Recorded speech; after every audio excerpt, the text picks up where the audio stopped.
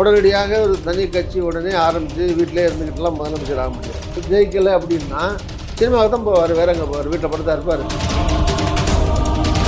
தமிழகத்தில் காங்கிரஸ் இப்போது செல்வப்பிறந்தகை தலைமையில் எப்படி இயங்குதுன்னு பார்க்குறீங்க? நான் எதிர்த்தது ஜெயலலிதா இல்லாமல் யாராவது இன்னொருத்தர் இருந்து எடுத்துருந்தா ஒரு வேளை நான் கூட பேச ஆரம்பிக்கலாம். அதே மாதிரி ஸ்டாலின் அவருக்கும் எனக்கும் தனிப்பட்ட எந்த பிரச்சனையும் கிடையாது. அவரை நான் ஒன்றும் தரக்குறைவாக எங்கேயும் விமர்சனம் பண்ணதும் கிடையாது, பேசுனதும் கிடையாது. பட் அதே நேரத்தில் நான் சீட்டே கிடைக்காம போனதுக்கு திமுக தான் காரணம்னு சொல்ல முடியாது. அப்போ அது 2026 எலெக்ஷனை பொறுத்து தான் எடப்பாடியுடைய பலவீனம் என்னன்றது நம்ம சொல்ல முடியும். கண்டிப்பாக இவர் இன்னும் கட்சி கூட ஆரம்பிக்கல. ஓபிஎஸ் ஆமாம், அவர் இன்னும் அதிமுக இணைக்க போகிறேன்ட்டு அவர் சொல்லிட்டு இருக்காரு. செல்வப்பிறந்தகை தலைவரா, நான் தலைவரா, இருக்கிற வேறு யார் தலைவர் அப்படிங்கிறத காட்டிலும், அதுவும் நான் எங்கே நின்ன தொகுதியில் நான் வெற்றி பெற்ற 4,50,000 ஓட்டு, நல்ல வாக்கு வித்தியாசம். எங்கேனாலும் ஜெயிச்சிருப்பாரு. அந்த நின்ன வேட்பாளர்கள் யாரும் வேட்பாளருடைய சொந்த செல்வாக்காளர்ல யாரும் ஜெயிக்கல. இது கூட்டணி பலம் தானே. இளங்கோவனுக்கும் தேனிக்கு என்ன சம்பந்தம்? இளங்கோவன் அங்கே போட்டிக்கிட்டாரு, ஈரோட்லேருந்து அங்கே வந்து போட்டி விட்டுருக்காரு. அது மாதிரி வேற தொகுதியாவது உங்களுக்கு ஒதுக்கி இருக்கலாம் அப்படிங்கிற வருத்தம் உங்களுக்கு இருக்கு. இந்த மாதிரி இந்த ஒரு வருத்தம் எனக்கு இருக்குங்கிறது உண்மைதான். நம்பர் 1 நான் நம்பர் 2 இருந்திருக்கோம். அவங்க எதிர்கட்சி தலைவர், நான் துணைத் தலைவர் இருந்திருக்கீங்க. ஸோ அது மாதிரி எல்லா கட்சிகளையும் இது இருக்கிற பிரச்சனைகள் தான். 1, 2 கடையில் இருக்கிற அது ஏதோ ஒரு மிஸ் அண்டர்ஸ்டாண்டிங். செல்வப்பிறந்தகை அப்போ தான் வந்தார். பாவம், அவருக்கு ஒன்று பெரிய ரோல் இருக்கிறதுக்கு வாய்ப்பு இல்லை. ஒருவேளை திருநாவுக்கரசருடைய முக்கியத்துவம் தமிழக காங்கிரஸ்ல குறையுதோ?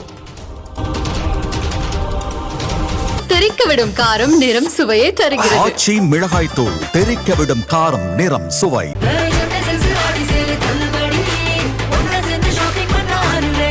The Chennai Silks in Aha Oho Adi Sale 50% வரை தள்ளுபடி.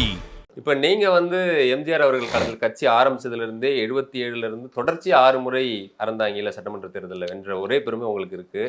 அந்த கட்சியில் எம்ஜிஆர் காலத்துலேயும் பெரிய அதிகாரமிக்க பதவிகள் இருந்தவங்க, ஜெயலலிதா காலத்துலேயும் அவரோட தொடர்ந்து அவங்க தலைமையில் கட்சியை கொண்டு வந்ததுக்கும் உங்களுக்கு ஒரு பங்கு இருக்குது. அதுக்கு பிறகு நீங்கள் தனி கட்சி, பாஜக, காங்கிரஸ் இப்படி வந்தால் கூட நீங்கள் எம்ஜிஆர் காலத்தில் ஆரம்பித்த ஒரு கட்சி நீங்கள் கூட இருந்தே பார்த்துருப்பீங்க. எஸ்டிஎஸ் அவர்கள்லாம் எம்ஜிஆருக்கு எதிராகவே இப்போ போட்டி கட்சியெல்லாம் ஆரம்பிச்சிருக்காங்க. நீங்கள் ஜெயலலிதா காலத்தில் தனி கட்சி, ஆர்.எம். வீரப்பன் தனி கட்சி, இதெல்லாம் அவங்களுக்கே இவ்வளோ பிரச்சனைகள் இருக்குது. நீங்கள் சொல்கிற மாதிரி எடப்பாடி அவர்கள் ஒற்றை தலைமையில் நான் கட்சியை கொண்டு வந்துட்டேன் அப்படின்னு சொன்னால் கூட தொடர் தோல்விகளில் இருக்கார். இப்போ சுற்றுப்பயணத்தை எல்லாம் மேற்கொண்டிருக்காரு. இந்த அதிமுகவில் இருக்கிற இந்த குழப்ப நிலையை எப்படி பார்க்குறீங்க? எடப்பாடி அவர்கள் கட்சியை கைப்பற்றி மறுபடியும் ஒரு நல்ல நிலைமைக்கு கட்சியை எடுத்துகிட்டு வந்துடுவார்னு நினைக்கிறீங்களா? அந்த நம்பிக்கை இருக்கா? கட்சிக்குள்ள பிரச்சனைகள் வரும்போது கட்சியில் தலைவர் எல்லா கட்சியும் உடஞ்சிருக்கு, பிரிஞ்சிருக்கு. நான் இப்படி சொல்கிறதுனால பெரிய தலைவர்களோட எங்களை ஒப்பிட்டுக்கிறேன்னு அர்த்தம் கிடையாது. ஆனால் அதுதான் யதார்த்தம். காங்கிரஸ் உடஞ்சிருக்கு. மகாத்மா காந்திக்கும் சுபாஷ் சந்திர போஸுக்கும் பிரச்சனை. அப்படி பிரச்சனை தான் அகில இந்திய காங்கிரஸ் தலைவராக தேர்ந்தெடுக்கப்பட்ட சுபாஷ் சந்திர போஸ் அவர்கள் அதிலேருந்து விலகி ஃபார்வர்ட் பிளாக் போய் ஆரம்பித்தார். பட்டாபி சீதாராமையன் எலெக்ஷன் நின்னார். அவரை மகாத்மா காந்தி ஆதரித்தார். அவர் தோற்று போயிட்டார். சுபாஷ் சந்திர போஸ் ஜெயிச்சிட்டார். அதனால் பட்டாபியின் தோல்வி என்னுடைய தோல்வின்னு சொல்லி அறிக்கை கொடுத்தாரு காந்தி. ஸோ அவர் வெற்றி பெற்ற சுபாஷ் சந்திர போஸ்னால் செயல்பட முடியலை, கமிட்டி கூட போட முடியலை. அந்த விரக்தியில் அவர் கட்சியிலேருந்து விலகி தனி கட்சி ஆரம்பித்தார்னு வச்சுங்களேன். கொள்கை ரீதியாக சுதந்திரம் பெறதுலையும் நேதாஜி சுதந்திர போஸ் வெள்ளைக்காரன் வச்சு போகணுன்னா போக மாட்டான், அவனை அடித்து தான் விரட்டணும், போர் பண்ணணும், 1,00,000 பேரை சேர்த்துக்கிட்டு வெளிநாடுகள்லாம் போய் இங்கிலாந்துக்கு எதிரான நாடுகளெல்லாம் பார்த்து ஆதரவு திரட்டிக்கிட்டு போர் மூலமாக சுதந்திரம் பெற விரும்பினார். இவர் அறப்போராட்டத்தின் வாயிலாக மகாத்மா காந்தி விரும்பினார். இப்படி கருத்து வேறுபாடுகள் இயற்கையாது, விலகுவதும் இயற்கையாது. அது மாதிரி கம்யூனிஸ்ட்லேருந்து தான் மார்க்சிஸ்ட் பிரிஞ்சது. ஆமாம், திமுகவில் இருந்து தான் மதிமுக பிரிஞ்சது, அதிமுக உட்பட. எஸ்டிஎஸ் எம்ஜிஆர் இருந்து பிரிஞ்சார். நான் ஜெயலலிதாட்டிருந்து பிரச்சனை வரும்போது பிரிஞ்சோம். இது மாறாமல் இருக்கிறது மைல்கள் மட்டும்தான் அங்கனே இருக்கும். என்ன மனுஷன் அரசியல் கட்சிகளையும் தாண்டி முதல்ல அவருடைய தன்மானம் தான் முக்கியமானது. ஸோ சுயமரியாதையோ தன்மானமோ அல்லது ஒரு தலைமையோட கருத்து வேறு. ஒரு கட்சியில் 2வது கட்ட தலைவர்களுக்குள்ள சண்டை வந்தால் அட்ஜஸ்ட் பண்ணி இருந்துக்கலாம். தலைமையோடவே ஒரு செகண்ட் லெவலில் இருக்கவங்களுக்கு பிரச்சனை வந்தால் அந்த கட்சியில் இருக்க முடியாது. ஆமா. இப்போ ராகுல் காந்தியோட வாசன் இருக்க முடியல இல்லையா, அதனால் வெளியே வந்தார். அப்போது நரசிம்மராவ் கேசரியும் ஆட்சியில் இருக்கும்போது அவங்களோட மூப்பனார் இருக்க முடியல, சிதம்பரம் இருக்க முடியல, அதனால தான் வெளியே வந்து ஆரம்பித்தாங்க. இப்படி தலைமையோட கருத்து வேறுபாடு வரும்போது அவங்க வெளியே வந்து தனி கட்சிகள் ஆரம்பிக்காங்க சூழ்நிலை வருது. ஆனால் அவங்க யாரை எதிர்த்து நம்ம வெளியே வர்றோமோ அந்த தலைவருடைய பலத்தை பொறுத்து இந்த வெளியே வர்ற அமைப்பினுடைய வெற்றி தோல்வி அமையும். இப்போ கலைஞரை எதிர்த்து வைகோ வெளியே வந்தார். அவர் ஆரம்பிக்கும் போது பார்த்தீங்கன்னா கட்சியை ரெண்டான மாதிரி இருந்துச்சு. அடுத்த முதலமைச்சர் லிஸ்ட்டில் இருந்துக்கிட்டு இருக்கிற மாதிரி எல்லாம் ஒரு தோற்றம்லாம் இருந்தார் இல்லையா. ஸோ அது ஒரு காலகட்டம் அது. ஆனால் கலைஞருடைய ஆளுமை, அவருடைய திறமை, சக்தி வேறு, அதனால் அவரை வீழ்த்த முடியல. அது இப்போ நான் ஜெயலலிதா விட்டு வழியாக வந்தேன். எனக்குன்னு தமிழ்நாடு முழுதும் ஒரு ஆள் கட்டுறதாங்க. நான் போனேன், புரட்சி பயணம் தமிழ்நாடு முழுதும் பயணம் போனேன், கூட்டமெல்லாம் இருந்தது, கட்சி இருந்தது, எல்லாம் தான் பண்ண முடியுது. ஆனால் பெரிய ஜெயலலிதா பெரிய ஆளுமை. நான் கட்சி தலைவர் ஆரம்பித்ததுனாலே நான் ஜெயலலிதாவோட பெரிய தலைவர்னு சொல்ல முடியாது. நான் எதிர்த்தது ஜெயலலிதா இல்லாமல் யாராவது இன்னொருத்தர் இருந்து எதிர்த்திருந்தால் ஒரு வேளை நான் கூட பெருசாக வந்திருக்கலாம். ஆனால் ஜெயலலிதாங்கிறது ஒரு முழு எம்ஜிஆருடைய முழு பலத்தோடு இருக்கிற ஒரு ஆளுமை இருக்காங்க.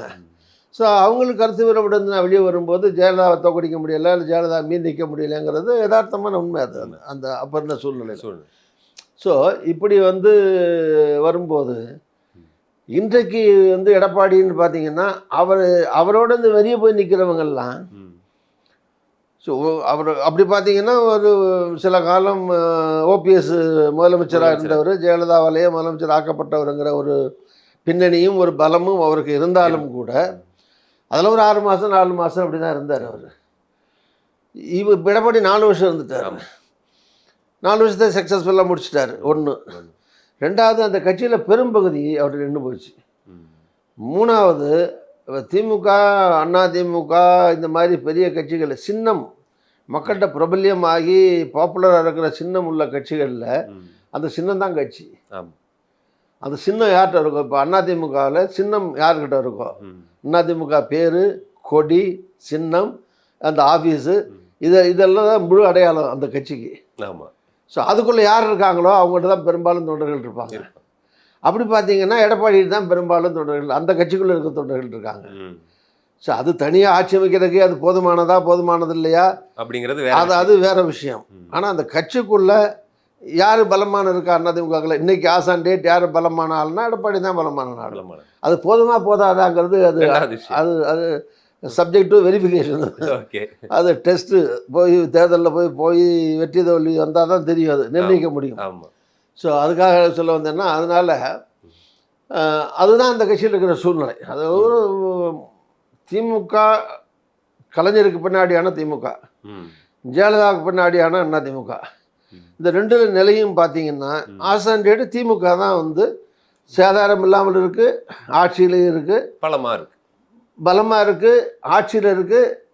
அதனுடைய தலைவர் ஒரு தடவை நின்று ஜெயிச்சு வெற்றியை நிரூபிச்சிட்ருக்காரு. இவர் இனிமேல் தேர்தலில் போய் நிரூபிக்க வேண்டிய அந்த கட்டாயத்தில் இருக்கார்.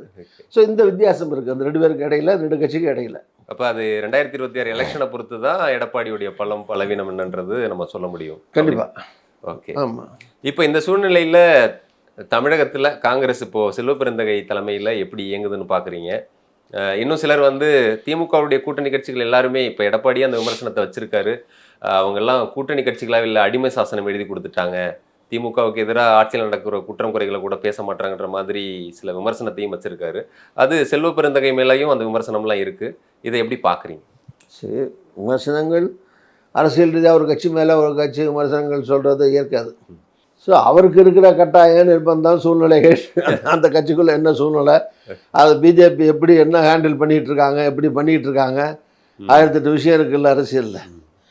இப்போ மைனாரிட்டி ஓட்டு அவர் தனியாக போனால் இது எவ்வளோ வரப்போகுது, பிஜேபியில் போகிறதுனால எவ்வளோ வர்ற ஓட்டு குறைய போகுது, அதில் ஏற்படுற மாற்றங்கள் என்ன, வித்தியாசங்கள் என்ன, இப்படி நிறைய ஆராய்ச்சி பண்ணுங்கன்னா நிறையா விஷயங்கள் இருக்குது. ஒரு முடிவு எடுக்கிறதுக்கு முன்னாடி எந்த விதமான கணக்குகளுடைய அடிப்படையில் அவர் போயிருக்காருங்கிறது, அதுக்குள்ளே சில பேர் முழுமையாக ஏற்றுக்கிறவங்களும் இருக்காங்க, ஏற்றுக்கிறாமல் இருக்கவங்களும் இருக்காங்க, இந்த மாதிரி அதிமுகவில் இருக்காங்க.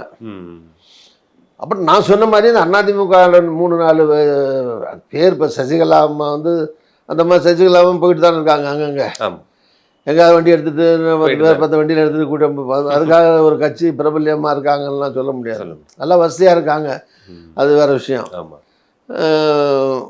ஆனால் அந்த ஒரு கட்சியாலாம் பண்ண முடியாது, கஷ்டம். தினகரன் ஒரு ஆரம்பிச்சிருக்காரு, ஒரு கட்சி வச்சிருக்காரு. இவர் இன்னும் கட்சி கூட ஆரம்பிக்கல. ஓபிஎஸ் ஆமாம். அவர் இன்னும் வந்து அதிமுக இணைக்க போகிறேன்ட்டு அவர் சொல்லிட்டு இருக்காரு. ஸோ இந்த மாதிரி சூழ்நிலையில் ஒரு பெரிய சேதாரங்களை ஏற்படுத்தியிருக்காங்கன்னு சொல்ல முடியாது. ஆனால் போன தடவை தினகரன் நின்ன இடத்துல ஒரு 10-15 இடத்துல அவர் சேதாரப்படுத்துனதுனால ஒரு 10-15 இடம் தோல்வி கண்டிருக்கு அதிமுக. ஓகே, அது மாதிரி ஒரு சூழ்நிலையும் அங்கே இருக்குது, அந்த கட்சிக்குள்ளே இருக்கு. ஸோ இதெல்லாம் எப்படி அவர் சரி பண்ணி கொண்டு போகிறாங்கிறத பொறுத்து தான் எலெக்ஷன் இருக்குது. அதுக்காக இப்படி சூழ்நிலைகள் இருக்கிறதுனால அவருக்கு வந்து பிஜேபி சேரவே மாட்டேன்னு சொல்கிறாரு, இன்றைக்கி சேர்ந்துருக்காருன்னா அதுக்கான அவசியம் இருக்கிறதாக அவர் நினைக்கலாம்.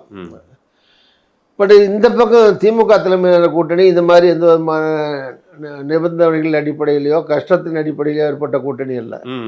இது ஏற்கனவே 2-3 தடவை யதார்த்தமாக ஏற்பட்டு கொள்கை ரீதியாக ஒரு கூட்டணி அமைஞ்சு மாநிலத்தில் ஸ்டாலின் வரணும், மத்தியில் ராகுல் காந்தி வரணுங்கிறத ஸ்டாலின் அவர்கள் வரைக்கும் திமுக தலைவராக இருக்கிற தளபதி ஸ்டாலின் ஒத்துக்கிறார். அதை இன்னும் சொல்ல போனால் அகில இந்திய அளவில் வெளிப்படையாக அறிவித்த ஒரே தலைவர் அவர் தான்.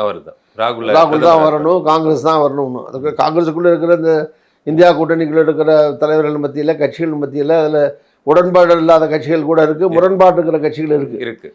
இருந்தாலும் அதில் உடன்பாடோடு முரண்பாடு இல்லாமல் ஆதரிக்கிற ஒரே தலைவராக இருக்கிறவர் திமுக தலைவர் ஸ்டாலின் அவர்கள் தான். ஸோ அதனால இந்த கூட்டணி ஸ்ட்ராங்காக இருக்குது, யதார்த்தமாக இருக்குது. இடங்களில் கூட எல்லா கட்சியும் கூட சீட்டில் நிற்கணும், ஒரு வேளை கூட்டணி கிடச்சி அதில் வந்து மந்திரி கட்சி கிடச்சா நல்லது, இது ஆசைப்படுறது ஒன்றும் பாவம்னு சொல்ல முடியாது. எல்லா கட்சியுமே வளரணும்னு தான் நினைப்பாங்க, எம்எல்ஏக்கள் கூட வரணும் தான் நினைப்பாங்க. முடிஞ்சால் அந்த கட்சியின் சார்பில் 2 மந்திரி வந்தால் அந்த மந்திரியை பயன்படுத்தி மக்களுக்கு நன்மை செய்ய முடியும், கட்சி வளரும் அப்படின்னு நினைக்கிறதே பாவம், அந்த மாதிரி யோசிக்கிறதே பாவம், அதர்மம் அப்படின்னு சொல்ல முடியாது. ஆனால் அது நிர்பந்தமாக இல்லை, ஒவ்வொருத்தரும் சொல்கிறாங்க. பட் யதார்த்தம்னு ஒன்று இருக்கு இல்லையா? இப்போ சட்டியில் இருந்தால் தான் ஆப்பையில் வரும்பாங்க. இருக்கிறது 234 தானே இடம் இருக்குது, பக்கத்து ஸ்டேட்லேருந்து கடன் வாங்கி கொடுக்க முடியாதுல்ல. திமுக தான் பிரதான கட்சி, அவங்க தான் பகிர்ந்து கொடுக்கணும். இந்த 234 தானே கொடுக்கணும், அதுக்குள்ளே தானே பகிர்ந்து கொடுக்கணும். அதில் அவங்க பெரும்பான்மையோடு தான் நடப்பாங்க, யாருமே எதுக்கு எலெக்ஷனுக்கு முன்னாடியே கூட்டணிக்கு ஒத்துக்க மாட்டாங்க. அதிக இடங்களில் நிற்கணும், அதிக இடங்களில் வெற்றி பெறணும். அப்போ அது போக அவங்க வச்சுக்கிறது போக மீதத்தை தான் கொடுக்க முடியும். மீதத்தை எத்தனை கட்சிக்கு பிரிக்கணும், அந்த கட்சிகளுடைய பலம் என்ன, அதற்கேற்ப பிரிக்கிற போது ஒவ்வொருத்தருமே 25 கேட்டால் அப்போ 500 சீட்டு இருந்தால் தான் பிரிக்க முடியும். ஒவ்வொரு கட்சியும் 25, நாங்கள் ஒரு 75 இப்படி ஆரம்பித்தா அப்போ மொத்தம் ஒரு 450 சீட்டு இருந்தால் தான் பிரிக்கலாம், 234 பிரிக்க முடியாது. அதனால் பட் ஆசைப்படுறது மட்டும் தான் செய்வாங்க. யதார்த்தம் என்னென்னா டிஸ்கஷன் வரும்போது சீட்டு பிரிக்கிற போது எத்தனை கட்சிகள் வருது என்னங்கிறத பொறுத்து தான் அந்த ஏற்றம் இறக்கவும் கூட குறைச்சுங்கிறது முடிவு செய்யறதுக்கான சூழ்நிலை ஏற்படும். என்னதான் திமுகவில் இப்போ நீங்கள் சொல்கிற மாதிரி இந்த கூட்டணி எனக்கு தெரிஞ்சு நீண்ட காலமாக இன்டாக்டாக இருக்கிறதுனா இப்போ இருக்கக்கூடிய திமுக கூட்டணி தான் சொல்ல முடியும். ஒரு 6-7 ஆண்டுகளாக இந்த கூட்டணி நீடிக்கிறது. இந்த கூட்டணி எப்படியாவது சட்டசபை தேர்தல், பார்லிமெண்ட் தேர்தல், உள்ளாட்சி தேர்தல், இப்படி பல தேர்தல்களில் வெற்றி பெற்று வந்த கூட்டணியாக இருக்கு இல்லையா? கூட்டணியாக இருக்குது. ஆனால் அதே சமயம் வந்து கூட்டணி கட்சிகளுக்கு திமுக குறைச்சி சீட்டுகளை கொடுக்குது.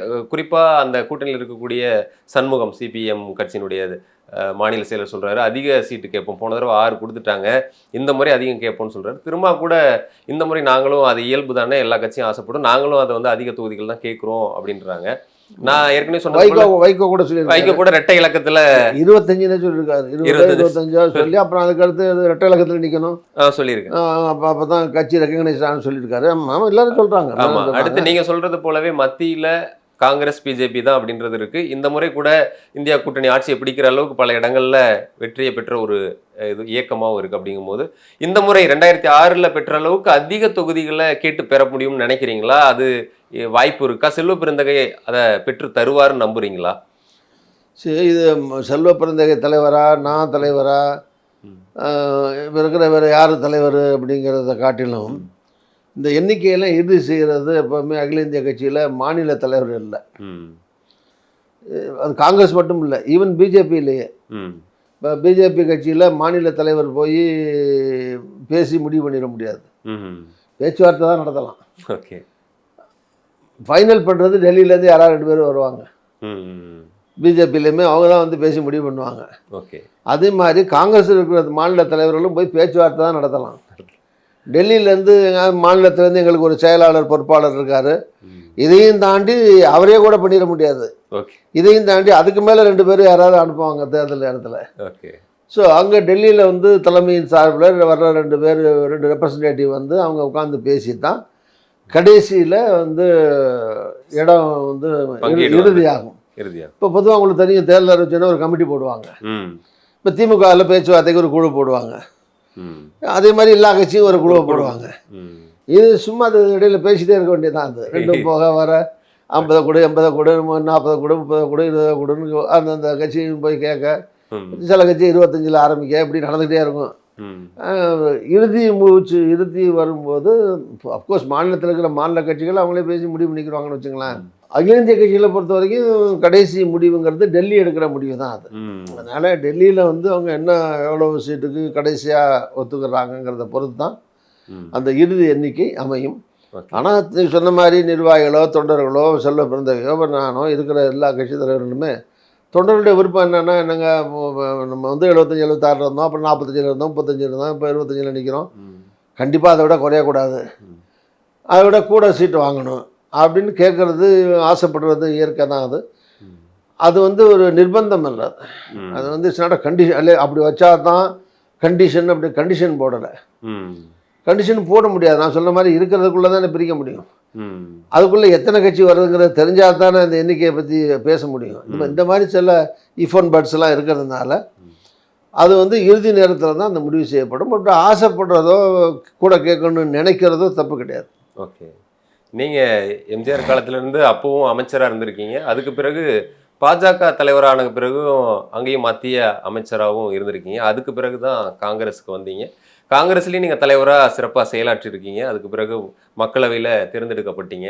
ஆனால் கடந்த முறை உங்களுக்கு மக்களவையில் சீட்டு கிடைக்கல அப்படிங்கிற உங்களுக்கு இருக்கான்னு தெரியல வருத்தம், உங்களை சுற்றி இருக்கக்கூடிய தொண்டர்களுக்கு ஆதரவாளர்களுக்கு ஒரு வருத்தம் இருக்குது அப்படிங்கிறது தான் நாங்கள் தெரிஞ்சுக்கிட்டது. ஒருவேளை திருநாவுக்கரசருடைய முக்கியத்துவம் தமிழக காங்கிரஸில் குறையுதோ? சொன்ன மாதிரி எனக்கு வருத்தம் இருக்கா இல்லையான்னு தெரியலன்னு சொன்னீங்க. எப்படி வருத்தம் இல்லாமல் இருக்கும்? வருத்தம் இருக்க தான் செய்யும். ஓகே. சரி, அரசியலில் வந்து ஒன்று இப்போ என்னை விட 10 வயசு கூட 15 வயசு கூட இருக்கவங்கெல்லாம் பார்லிமெண்ட்டில் இருக்காங்க. பேர் சொல்ல விரும்பலைன்னா எல்லா கட்சியிலையும் இருக்காங்க. தமிழ்நாடு அமைச்சரவையில் இருக்காங்க, அரசியலில் இருக்காங்க, எம்பியாக இருக்காங்க, எம்எல்ஏ இருக்காங்க, ராஜ்யசபா இருக்காங்க. ஸோ அதனால் நான் நம்பர் 1 ஓய்வு பெற வயசில் இல்லை. நம்பர் 2 உடல்நலம் குன்றி கடவுள் கிருபையா உடல்நலம் கொண்டு படுத்து கிடக்காமல் நல்ல கடவுள் கிருபையா நல்லா இருக்கேன், ஹெல்த்தியாக தான் இருக்கேன். நான் ஒரு 50 வயசில் இருக்கிற வேலை பார்க்குற அளவுக்கு என்னால் பார்க்க முடியும். இறையர்களால் கடவுளால் வெரி ஃபிட் அண்ட் ஹெல்த்தி. அதில் ஒன்றும் ஹெல்த்தியாக தான் இருக்கேன், அதில் ஒன்றும் சந்தேகம் இல்லை. ஸோ எதனால் நான் வந்து போட்டி விடாமல் இருக்கணும்? அதுவும் நான் எங்கே நின்ன தொகுதியில் நான் வெற்றி பெற்ற வந்து 4,50,000 ஓட்டு, நல்ல வாக்கு வித்தியாசத்தில். ஆமாம், அதிகமான வாக்கு வித்தியாசத்தில். காங்கிரஸுக்குள்ளே ராகுல் காந்தி நானும் தான் ஏறக்குறைய 430 450 அந்த மாதிரி வாங்கினோம். ஸோ அது மாதிரி வாங்கிட்டு அந்த சீட்டை இன்னொரு கூட்டணி கட்சிக்கு அங்கே கொடுக்கும்போது அவர் எங்கே வேணாலும் கொடுத்துருக்கலாம், இப்போ எங்கேனாலும் ஜெயிச்சிருப்பாரு. அந்த நின்ன வேட்பாளர்கள் வந்து யாரும் வேட்பாளருடைய சொந்த செல்வாக்காளர்ல யாரும் ஜெயிக்கல. இது கூட்டணி பலம் தானே. ஆமாம், வலுவான கூட்டணி. அது யார் எங்கே நின்னாலும் யார் இப்போ பேர் சொல்லி ஒவ்வொரு பேர் சொல்லி நான் சொல்ல விரும்பலை. சம்மந்தம் இல்லாமல் எல்லாம் போய் நின்றுருக்காங்க. ஆமாம், அந்த தொகுதியை சார்ந்தவர்கள் இல்லை. இப்போ காங்கிரஸுக்குள்ளேயே காங்கிரஸில் போட்டிருக்க வேட்பாளர்கள் அந்த தொகுதியை சார்ந்தவர்கள் அல்ல, வேறு தொகுதியிலேருந்தெல்லாம் கொண்டே போடப்பட்டிருக்காங்க. ஆமாம், அதே மாதிரி திருச்சியிலையுமே வேறு தொகுதியிலேருந்து வந்து போடப்பட்டவர் தான். இப்படி காங்கிரஸுக்குள்ளேயும் சில தொகுதிகளில் வேறு தொகுதியிலேருந்து போடப்பட்டவர் வேட்பாளர்கள். ஸோ அப்படி வரும்போது யார் வேணாலும் இந்த கூட்டணியில் நின்று ஜெயிச்சிருக்கலாம்.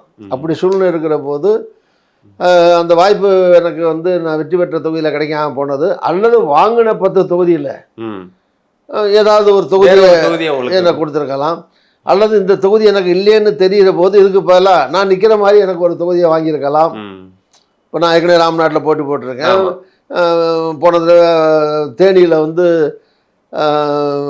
இளங்கோவனுக்கும் தேனிக்கு என்ன சம்பந்தம்? இளங்கோவன் அங்க போட்டிக்கிட்டாரு, ஈரோட்டிலேருந்து அங்கே வந்து போட்டி விட்டுருக்காரு.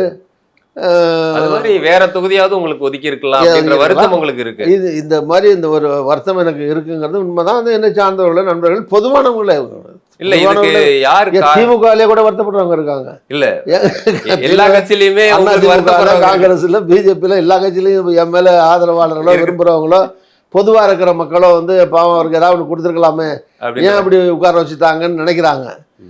பட் அது வந்து அதுக்கான பரிகாரம் காங்கிரஸ் தான் தேடணும். இல்ல அதுக்கு காரணம் வேறன்னு நினைக்கிறேன். ஏன்னா நீங்க பாஜகவில் இருந்த போது ஜெயலலிதா அவர்கள் வந்து அவருக்கு சீட்டு தரக்கூடாதுன்னு அழுத்தம் தரப்பட்டதா வெளியில இருக்கு, அது உண்மையாகவும் கூட இருக்கலாம். ஆனா இப்போ நீங்க ஒரு முறை நல்லா ஜெயிச்சிருக்கீங்க, உங்களுக்கான செல்வாக்கு இருக்கு, நீங்க சொல்ற மாதிரி ஹெல்த்தி ஆக்டிவா இருக்கீங்க. அது மறுக்கப்படுது அப்படின்னா ஒண்ணு அதுக்கு காரணம் இங்க இருக்கக்கூடிய காங்கிரஸ்ல இருக்கக்கூடியவங்க காரணமா இல்ல திமுகவுல யாரும் காரணமா? இது மாதிரி கஷ்டங்கள் எனக்கு வந்து இந்த மாதிரி 10 வருஷத்துக்கு கூட வர்றது எனக்கு பழகி போச்சு. அது என்ன, அது விதிங்கிறதா சதிங்கிறதா எனக்கு தெரியாது. விதியோ சதியோ எனக்கு தெரியாது. ஆனால் இது மாதிரி நடந்திருக்கு. எப்போவுமே வந்து புரட்சி எம்ஜிஆருடைய காலம்ங்கிறது எனக்கு ஒரு தொடர்ச்சியாக ஒரு முன்னேற்றமாக இருந்த ஒரு பசுமையான இனிமையான காலம். அதுக்கு பின்னாடி ஜெயலலிதா அவர்களோடு ராசியாக இருந்த ஜெயலலிதா நம்பர் 1, நான் நம்பர் 2 இருந்திருக்கோம். அவங்க எதிர்கட்சி தலைவர், நான் துணைத் தலைவர் இருந்திருக்கீங்க. அந்தம்மா பொதுச்செயலாளர் பிரியும்போது பொதுச்செயலாளர், நான் பொருளாளர், துணை பொதுச்செயலாளர், இப்படிலாம் இருந்திருக்கோம். 2வது இடத்துல தான் இருந்திருக்கேன் அந்த அம்மாவுக்கு பக்கத்தில். 2வது 1 இருந்தாலே எப்பவும் பிரச்சனை வரும். ஓகே, எந்த கட்சியிலையும் பாருங்க, யாராவது 2வது இருக்காளோட முதல்ல இருக்கவங்களுக்கு ஏதாவது கருத்து இருந்துகிட்டே இருக்கும். அட்ஜஸ்ட் பண்ணி போகலாம், அது வேற விஷயம். அட்ஜஸ்ட் பண்ண முடியாதவங்க வெளியே தான் போகலாம். ஸோ அது மாதிரி எல்லா கட்சிகளையும் இது இருக்கிறது பிரச்சனைகள் தான். 1, 2 கடையில் இருக்கிற அது ஏதோ ஒரு மிஸ் அண்டர்ஸ்டாண்டிங் தன்னாலேயோ கிரியேட் பண்ணப்பட்டோ ஏதோ ஒரு சூழ்நிலை வந்துடும்னு வச்சுங்களேன். ஸோ இப்படி வந்து இருக்கும்போது அப்போது நான் வந்து அமைச்சராக இருக்கேன். அப்போவும் இதே மாதிரி 99 வெற்றி பெற்று எம்ஜிஆர் நாங்கள் நடத்தின கட்சியின் சார்பில் நான் வெற்றி பெற்று அப்புறம் அப்போ வந்து அதிமுகவும் காங்கிரஸும் கூட்டணி. காங்கிரஸ் வேட்பாளர் தான் தோக்கடிச்சு நான் ஜெயித்தேன். ஓகே, அதிமுக காங்கிரஸ் கூட்டணிங்கிறது தமிழ்நாட்டில் பலமான கூட்டணி. அந்த பலமான கூட்டணி வேட்பாளர் நின்ன வேட்பாளரும் பலமான வேட்பாளர் தான். சிங்காரவடிவேல் அவர்கள் நல்ல செல்வாக்கான தலைவர் தான். 3-4 தடவை வெற்றி பெற்ற தலைவர். ஜெயலலிதாவுடைய ஃபுல் சப்போர்ட்டும் அவங்களுக்கு இருந்தது. அப்படி இருந்தும் நான் வந்து இப்போ அஃப்கோர்ஸ் நான் எம்ஜிஆர் திமுக நடத்திக்கிட்டு இருந்தேன். நமக்கு திமுக பிஜேபி கூட்டணி அந்த தடவை அதில் தான் வெற்றி பெற்றுன்னு வச்சுங்களேன். 4-5 வருஷம் கழிச்சு திருப்பி வரும்போது திருப்பி அதிமுகவும் பிஜேபி கூட்டணியும் வந்துருச்சு. இன்னும் திமுக வெளியே போய் காங்கிரஸோட போட்டாங்க. அந்த சூழ்நிலையில் எனக்கு வந்து சீட்டு இல்லைன்னு சொன்னாங்க. ஜெயலலிதாமா இங்கே ஜெயலலிதா சீட்டு கொடுக்கல எனக்கு.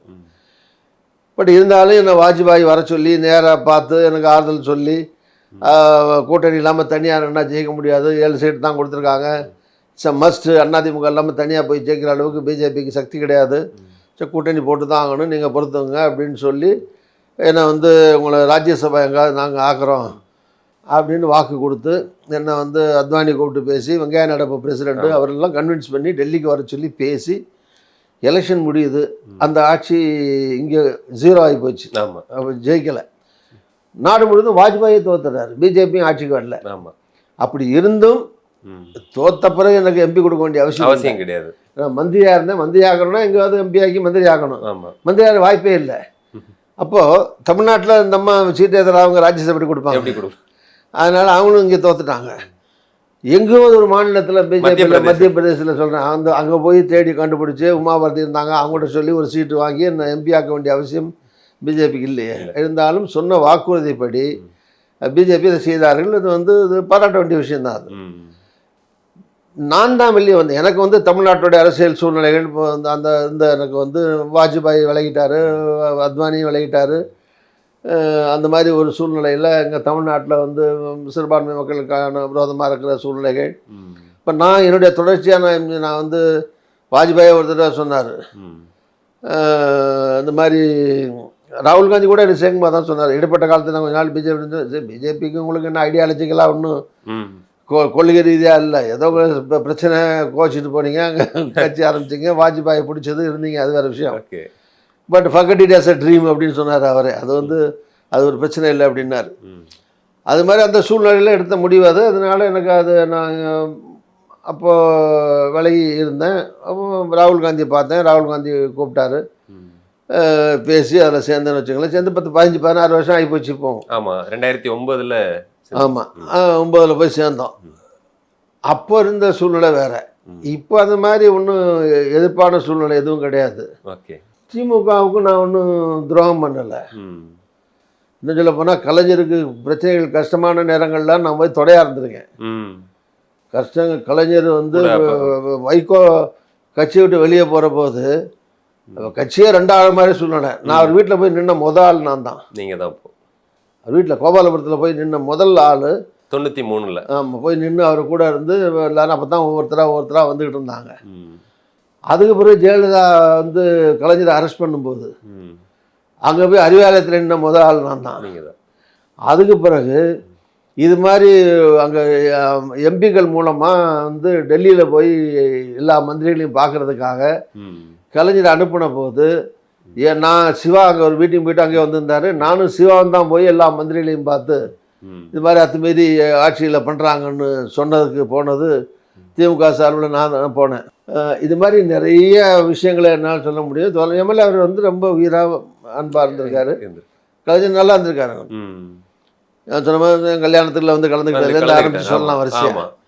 அதே மாதிரி ஸ்டாலின் அவர்களுக்கும் எனக்கும் தனிப்பட்ட எந்த பிரச்சனையும் கிடையாது. அவரை நான் ஒன்றும் தரக்குறைவாக எங்கேயும் விமர்சனம் பண்ணதும் கிடையாது, பேசுனதும் கிடையாது. ஓகே. அதனால் எந்த விதமாக அதனால் அவங்களால எதிர்ப்பு என்ன போடவே கூடாது அப்படின்னு சொல்கிறதுக்கான அவசியம் அவங்களுக்கு இல்லை அவருங்க. பட் அப்போ யார் காங்கிரஸ் பண்ணியிருக்கு. காங்கிரஸ் இப்போ 10 சரி திருச்சி எனக்கு கொடுக்கல, அது வேணால் திமுக தரப்புல நான் வருத்தப்படலாம். நான் இருந்த சீட்டை எடுத்து இன்னொரு கூட்டணி கட்சிக்கு என்ன எடுத்து கொடுத்துட்டாங்களேன்னு எனக்கு வருத்தப்படுற உரிமை எனக்கு இருக்குது. பட் அதே நேரத்தில் நான் சீட்டே கிடைக்காம போனதுக்கு திமுக தான் காரணம்னு சொல்ல முடியாது. 10 சீட்டு வாங்கின காங்கிரஸ் அதில் ஏதாவது ஒன்று கொடுத்துருக்கலாம்ல. மாற்றியான ஆள்கள் போட்டிருக்காங்க. அப்போ காங்கிரஸில் இருந்த தலைமை இப்போ செல்வ பெருந்தகைன்னு நேரடியாகவே நான் கேட்குறேன், ஒரு காரணமா? செல்வ பெருந்தகை அப்போ தான் வந்தார். பாவம், அவருக்கு ஒன்றும் பெரிய ரோல் இருக்கிறதுக்கு வாய்ப்பு இல்லை. அதற்கு பின் வேற யார் தமிழகத்தில் இருந்தார்? அதில் இங்கே அவர் வந்து அப்போ வந்து 10 நாள் தான் ஆச்சு. ஆமாம். அதனால் அவர் சீட்டு பிரிக்கும் போது அவரால் தான் எனக்கு அவர் போய் மல்லு கட்டி எனக்கு கொடுக்காம ஆகிட்டாரெல்லாம் வந்து அபாண்டமாக நான் வந்து குற்றம் சுமத்த விரும்பலை. பட்டு அதுக்கு இது வந்து இந்த ஆராய்ச்சி வந்து எனக்கு எந்த பலன் தரப்போகிறது இல்லை. ஆனால் இங்கிருந்து இது யார் காரணம்? தமிழ்நாட்டுக்குள்ள காரணமா, டெல்லியில் இருக்கிற காரணமா? பட் ராகுல் காந்தி கண்டிப்பாக காரணம் இல்லைன்னு எனக்கு தெரியும். ஏன்னா ராகுல் காந்தி என் மேலே முழுசாக அன்பாக பிரியமாக இருப்பார், ரொம்ப அன்பாக இருப்பார். ஸோ இப்போ அதுக்கு பிறகு நண்பர்கிட்ட போய் பார்க்கும்போது கூட என்கிட்ட அவர் பேசுறது அந்த கருத்துக்கள்லாம் சொன்னதெல்லாம் வந்து நான் வெளியே சொல்ல விரும்பலை. பட்டு அவர் என் மேலே இப்போவும் அன்பாக தான் இருக்கார். பட் சமூகராதர் எப்படி அது மிஸ்லீட் பண்ணப்பட்டு அந்த வாய்ப்பு இல்லாமல் போச்சு. அது யார் பண்ணது, என்ன பண்ணாங்க, என்னால் நடந்துச்சு, இல்லை அந்த மாதிரி ஒரு நெருக்கடியா, சந்தர்ப்ப சூழ்நிலையா, ஏதோ ஒரு சூழ்நிலையிலிருந்து ஆகி போச்சுன்னு வச்சுங்க. அதை வந்து போஸ்ட்மார்ட்டம் பண்ணி பிரயோஜனம் இல்லையே. உயிர் போன பிறகு அப்புறம் அதனால சீட்டு தேர்தல் முடிஞ்சு போச்சு, சீட்டுலாம் போச்சு. இப்போ போய் அதுக்கான காரண காரியங்களையோ காரண கர்த்தாக்களையோ ஆராய்ச்சி பண்ணி எந்த நன்மையும் நடக்க போகிறது இல்லை. அதனால அதை விட்டுருவோம். அடுத்து என்னென்னு தான் பார்க்கணும். ரஜினிகாந்த் அவர்களுக்கு எவ்வளோ பெரிய செல்வாக்கு இருந்துச்சுன்னா, பிரைம் மினிஸ்டர் நரசிம்ம ராவ் ரஜினிகாந்துக்காக அவர் வீட்டில் சாயங்காலம் காத்துட்ருக்காரு. தெறிக்க விடும் காரம் நிறம் சுவையை தருகிறது. ஆச்சி மிளகாய் தூள் தெறிக்க விடும் காரம் நிறம் சுவை.